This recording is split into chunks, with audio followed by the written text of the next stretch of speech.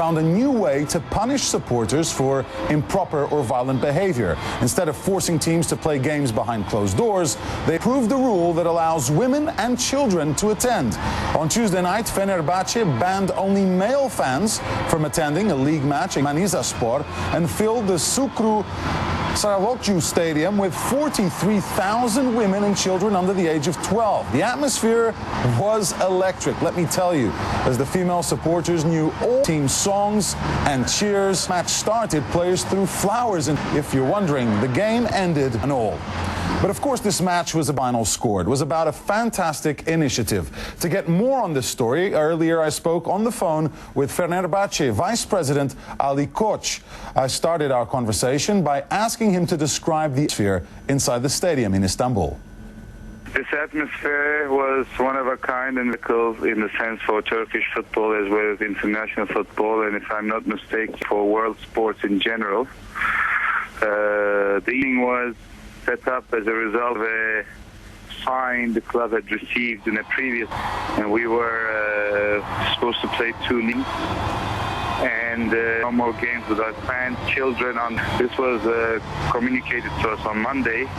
Tuesday, we had 43,000 people in the stadium, and it was beyond the call of duty how the fans has embraced the club. As you know, the club is going through some troubled time with allegations concerning match fixing, and the this has had on the fans is being since 3rd of July has been this, and the fans have, as I said, gone beyond the call of duty to inspect. Yesterday, we were 10 to 12,000 people, as many number of tickets, but at the end of the day, 43,000 people with tickets entered. With the permission of the Football Federation, we allowed more fans in without tickets because we didn't have enough tickets. Our capacity is 52,000. And the women of Fenerbahçe, what they can do for their club, what they can do for Turkish football, and I think it was very exemplary for sport. The women taught the men a lesson of how to be good. Being a man saying something like this is very difficult, but at the end of the day, what we experienced from 9:30 in the morning, queues started in front of the stadium, the game ended and the stadium was empty. Very different to what we experienced from the men. And it was a lot more colorful, a lot more joyful. And I have to add here your ticket. You could not buy tickets for other people. Women had to personally come and buy them. In the lines we saw waiting for tickets, and at times they had to wait a couple of hours because we ran out of tickets and tickets were being printed. The lines were a lot more peaceful, harmonious, colorful, joyful, with a lot of songs, a lot of chanting and solidarity. Men, I think, have less patience when they wait in line for tickets. Coming, of course, men are a lot more loud and not more synchronized, but the women were a lot more passionate and a lot more encouraging. I think this event, not only for Turkey, for world sport, is a very interesting event, and I'm glad you're communicating this as much as you can internationally, and there will be a lot more events like this. In 2 sentences, what did the players tell you?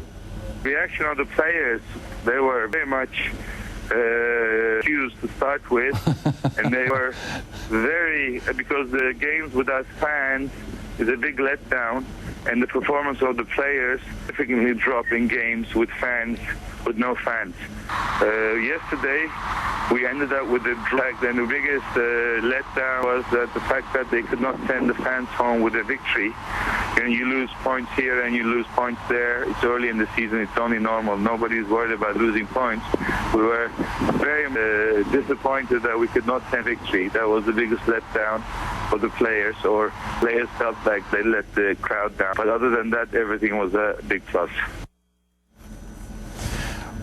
Love this story. We'll have more football later on the show, but after a quick break, we're focusing on rugby. Tonga